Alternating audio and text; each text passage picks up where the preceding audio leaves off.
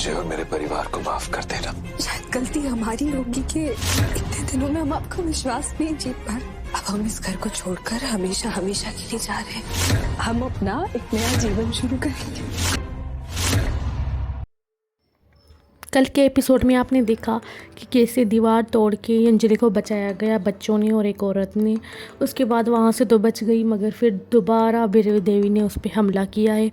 उसको पकड़ के फिर दोबारा बांध के उसको जलाने की कोशिश की गई, मगर उसका तुम डर क्यों नहीं रही। उसके बावजूद फिर वो उसने कहा मैं तुम्हें पल पल मारूंगी, तुम अपनी मौत को देखो कि ये तुम्हारे कैसे करीब आती है, ताकि मैं तुम्हें डरते हुए देखूं। फिर उसकी रस्सी को आग लगा देती है। फिर वो धीमे धीमे से उसकी आते जैसे ही वो कोशिश करती है पानी का मटका गिरे, वो गिर जाता है। फिर उसकी वजह से बच जाती है।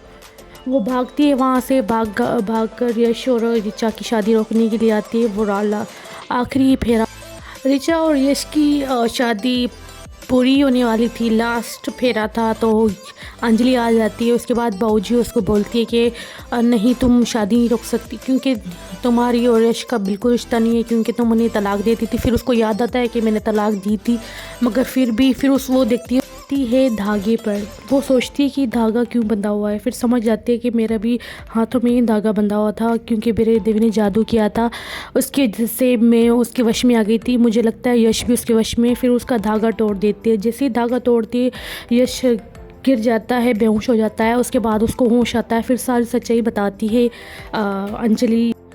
अंजलि सारी ऋचा की सच्चाई बताती है यश को। उसके बाद फिर भी वो यकीन नहीं करते।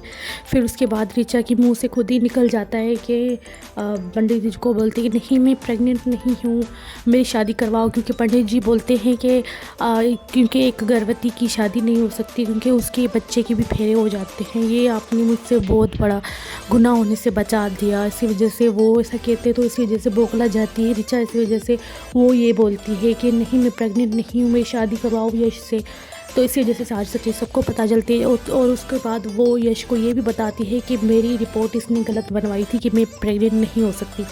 उसके बाद सारी सच्चाई जैसे पता चलती है, फिर वो ऐसी अपडेट आपको मिलती रहेगी। मेरा चैनल सब्सक्राइब कर दें और बेल आइकन को प्रेस कर दें और लाइक एंड शेयर ज़रूर करें, क्योंकि आपको एपिसोड से पहले मैं आपको बताती रहूँगी अपडेट इन्फॉर्मेशन जो भी होगी।